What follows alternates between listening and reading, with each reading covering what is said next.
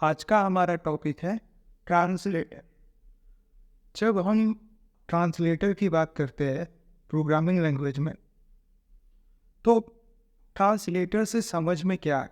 जब भी हम प्रोग्रामिंग में कुछ भी किसी भी वर्ड को समझ रहे होते हैं तो उसमें बहुत कुछ छिपा होता है।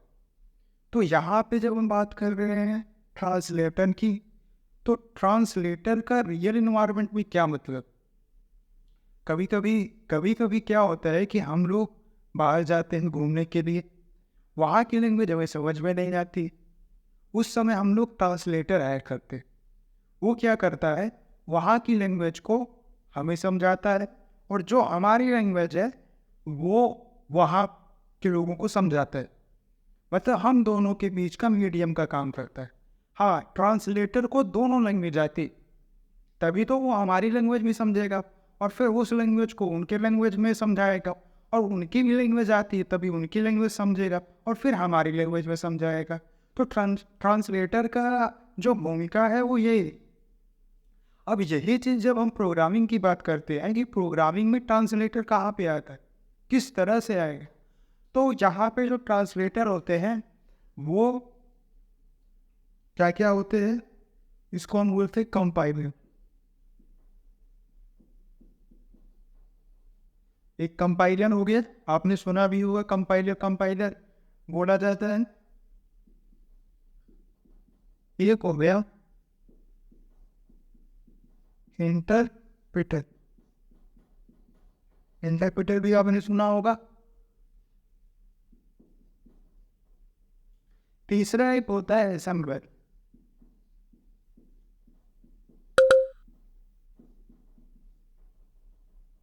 असेंबलर। अब ये तीन हमारे ट्रांसलेटर हैं जिनके बारे में हम आज जानेंगे। बहुत ब्रीफ नहीं जाते हैं, लेकिन इतना तो जानेंगे कि ये होते क्या है और इतना ही हमें पता होना चाहिए इनके बारे में। जब मैं कंपाइलर, इंटरप्रेटर और असेंबलर की बात कर रहा हूँ, ठीक, तो इन सब का भी काम होता है ट्रांसलेट करना। ठीक, कैसे ट्रांसलेट करते हैं अब ये हम समझते हैं। हम कंपाइलर को लेते हैं। कंपाइलर का काम क्या होता है? अभी हम जब सी प्रोग्रामिंग करने जा रहे हैं, ठीक, तो सी प्रोग्रामिंग विदाउट कंपाइलर या इंटरप्रेटर रन नहीं हो सकती। मतलब उसके पास कोई ना कोई कंपाइलर चाहिए ही चाहिए। तो हमने देखा कि हमारे पास क्या है, कंपाइलर है, इंटरप्रेटर है और असेंबलर। ठीक, अब इनको हम समझते हैं कि ये ट्रांसलेटर जो हमारे पास है, जिन्हें हम कंपाइलर, इंटरप्रेटर, असेंबलर बोल रहे हैं, इनकी वर्किंग क्या है सबसे पहले ये समझते हैं। मान लेते हैं हमारे पास एक सी का प्रोग्राम, ये मेरा सी का प्रोग्राम है, ठीक है। अब इसको किस में लिखा गया है? इसकी जो प्रोग्रामिंग होती है वो एक्चुअल में हम इंग्लिश में ये लिखते हैं, ठीक है, इंग्लिश में ये लिखा गया है। अब क्या होता है कि ये मेरा सिस्टम,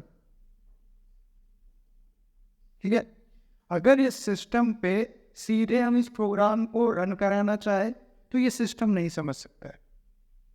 ठीक, क्यों नहीं समझ सकता है? क्योंकि इसकी जो लैंग्वेज होती है वो 0-1 ही होती है, समझ में? अब 0-1 होगी, यहाँ पे कौन सी लैंग्वेज यूज हुई है? प्रोग्राम लिखने में इंग्लिश यूज हुई है। इसकी लैंग्वेज क्या होती है? 0-1 होती है। तो इसको इंग्लिश समझ में नहीं आए, इसके लिए क्या बनाया गया? कंपाइलर डिजाइन किया गया। कंपाइलर बीच में आता है इनके। कंपाइलर को ये लैंग्वेज भी पता है, कंपाइलर को इसकी लैंग्वेज भी पता है, ठीक है। ऐसा आपको एज्यूम करना है, ऐसा एज्यूम नहीं करना है, ऐसा होता है, ठीक। अब यहाँ पे क्या है, जब हम इंग्लिश के प्रोग्राम को इस पे कंबाइन कराएंगे, ठीक, ये रन कराएंगे, तो ये क्या करेगा? इसको कन्वर्ट करेगा किसमें? इसके लैंग्वेज में। इसकी लैंग्वेज क्या है? 0-1। मतलब जो मेरा ये प्रोग्राम है, ठीक, इंग्लिश में लिखा हुआ है, इसको भी ये कंपाइलर इसमें कन्वर्ट कर देता है 0-1 के लैंग्वेज में, ठीक। अब 0-1 की लैंग्वेज तो इसका समझ आती है मशीन को, तो ये बहुत आसानी से समझ जाएगा कि इस प्रोग्राम में क्या लिखा गया है, समझ में आई चीज? तो यहाँ पे क्या हो गया, कंपाइलर का मतलब क्या है कि ट्रांसलेटर की भूमिका में यहाँ पे होता है। ठीक, यही सेम काम इंटरप्रेटर का भी है, यही सेम काम असेंबलर का है। क्यों? क्योंकि ये तीनों भी ट्रांसलेटर में ही आते हैं। अब जो हमारा ये असेंबलर होता है, ठीक है, असेंबलर हमेशा यूज होता है असेंबली लैंग्वेज के लिए। जब हम असेंबली लैंग्वेज हमने पढ़ा था कि लैंग्वेज कितने टाइप की होती है, 2 टाइप की, लो लेवल और एडवांस हाई लेवल। ठीक, अब जो लो लेवल लैंग्वेज होती है हमारे, उसमें 2 टाइप होती है, मशीन लेवल और एक होता है हमारा असेंबली लैंग्वेज होती है। ठीक, असेंबली लैंग्वेज जो होती है उसी का हमारा क्या होता है, ये असेंबलर होता है, उसी के लिए असेंबलर यूज करते हैं। ठीक, असेंबली लैंग्वेज में क्या यूज होता है, असेंबलर यूज होता है। तो हमारे लिए क्या अभी यहाँ पे जो एक और आता है जिसपे क्वेश्चन पूछे जाते हैं, कंपाइलर और इंटरप्रेटर में डिफरेंस क्या है। ठीक, तो कंपाइलर इंटरप्रेटर में काम तो सेम ही करते हैं। ठीक, तो डिफरेंस क्या है? अब जैसे मान लो मेरी ये फाइल है प्रोग्राम की। ठीक, अब कंपाइलर क्या करेगा कि जितने भी अगर इसमें 100 लाइन लिखे गए हैं, 100 लाइन को कंपाइल करेगा। ठीक है, 100 लाइन को क्या करेगा, कंपाइल करेगा। और कोई एरर आता है तो जितने भी एरर आएंगे सब एक साथ दे देगा। ये काम होता है कंपाइलर का। ठीक है, कि जितने भी एरर होंगे एक साथ दे देगा। लेकिन इंटरप्रेटर क्या करता है, 1 बाई 1 कंपाइल करता है। ठीक, अगर एरर आ गई तो वहीं पर वो रुक जाता है। तो ये मेजर डिफरेंस हो गया कंपाइलर और इंटरप्रेटर में। ठीक है, और हमारा जो कंपाइलर होता है वो, अगर हमारा जो प्रोग्राम है वो एरर फ्री है, मतलब कोई एरर इसमें नहीं है, तो वो क्या करेगा, पूरा कंपाइल किया, ठीक, और उसके बाद पूरे कोड को क्या करेगा, कन्वर्ट कर देगा। ठीक है, लेकिन जो इंटरप्रेटर होता है वो लाइन बाई लाइन कोड को कन्वर्ट करता है। अगर कोई एरर आता है तो वहीं वो रुक जाता है। तो दूसरा डिफरेंस क्या होगा, कंपाइलर कंपाइल किया, अगर एरर फ्री है तब वो कोड को कन्वर्ट करता है मशीनरी लैंग्वेज में। लेकिन कंपाइलर क्या करता है, लाइन बाय लाइन चेक करता है, अगर लाइन सही है तो उसको कन्वर्ट कर देता है। ठीक, तो 2 मेजर डिफरेंस हमें देखे इसमें, कंपाइलर और इंटरप्रेटर। इस पे जो क्वेश्चन आता है वो ये है कि कंपाइलर और इंटरप्रेटर में डिफरेंस क्या है। अगर ये दोनों वर्किंग एक ही करते हैं तो फिर इन दोनों में कुछ तो डिफरेंस होना चाहिए कि कंपाइलर अलग बोला जाता है, इंटरप्रेटर अलग बोला जाता है। तो इसको हम देखते हैं। ये हमारा हम जो कर लेते हैं कि हमारा कंपाइलर है,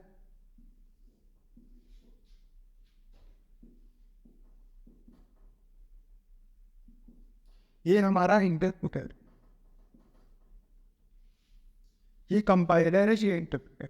दोनों में हमने ले लिया 100 लाइन है, इसमें 100 लाइन है, इसमें भी 100 लाइन। मतलब जो हमारा प्रोग्राम है वो कितने कितने लाइनों का है, 100 लाइनों का लिखा गया है। ठीक, अगर वही जब हम 100 लाइन का प्रोग्राम कंपाइलर से कंपाइल करेंगे तो ये क्या करेगा, अगर इसमें 4 एरर आ रहे हैं, 4 एरर आ रहे हैं तो ये एक साथ इनको दे, चारों को दिखाए एक साथ। लेकिन जब हम इंटरप्रेटर की बात करते हैं और वही सेम प्रोग्राम में इंटरप्रेटर से रन करते हैं तो ये क्या करता है, जो पहली एरर आती है, फर्स्ट एरर, उसको ये शो कर, वही रुक जाए। जब आप उसको सॉल्व करोगे उसके बाद वो अगली एरर को फिर दिखाए। ठीक है, तो एक डिफरेंस तो ये हमें दिख गया। दूसरा ये है कि जो कंपाइलर और इंटरप्रेटर दोनों क्या है, ट्रांसलेटर्स। मतलब जो हमारा ये सोर्स होता है, सोर्स का मतलब क्या, जो हमारा प्रोग्राम होता है उसी को हम क्या बोलते हैं, सोर्स। ठीक, जो मेरा ये सोर्स होता है, ठीक, सोर्स फाइल होती है, उसको जब ये मशीन लैंग्वेज में कन्वर्ट करता है, मतलब 0-1 के फॉर्म में कन्वर्ट करता है। ठीक, तो ये क्या रूप फॉलो करता है, इसमें क्या होता है कि एक साथ सारी लाइनें, है ना, मतलब अगर एरर नहीं आता है तो उसके बाद ये सभी को क्या करता है, एक साथ मशीनी लैंग्वेज में कन्वर्ट कर देता है, 0-1 के फॉर्म में कन्वर्ट कर देता है। मतलब अगर नो है, नो एरर, कोई एरर प्रोग्राम में नहीं है, तो ये क्या करेगा, कन्वर्ट कर देगा किसमें, बस 0 1 के फॉर्म। ठीक है, कन्वर्ट किस में कर देगा, 0 1 के फॉर्म में। अगर कोई प्रोग्राम भी एरर नहीं है तो इंटरप्रेटर का क्या काम होता है, ये लाइन बाय लाइन प्रोग्राम को कंपाइल करता है। ठीक, और अगर पहली लाइन में कोई, इस लाइन में कोई एरर नहीं है तो इसको किस में कन्वर्ट कर देगा, 0 1 के फॉर्म, मशीन लैंग्वेज में। इसमें कोई एरर नहीं है तो इसको किस में कन्वर्ट कर देगा, 0 1 के फॉर्म। ठीक, तो इसमें 1 by 1 साथ में कन्वर्ट भी होते हैं। मशीन लैंग्वेज में हमारा कन्वर्ट भी होता है। ठीक है, इसमें क्या होता है, एक पूरा पहले कंपाइल होता है, उसके बाद मशीन लैंग्वेज में कन्वर्ट होता है। तो ये इसमें दो मेजर डिफरेंस कंपाइलर और इंटरप्रेटर है।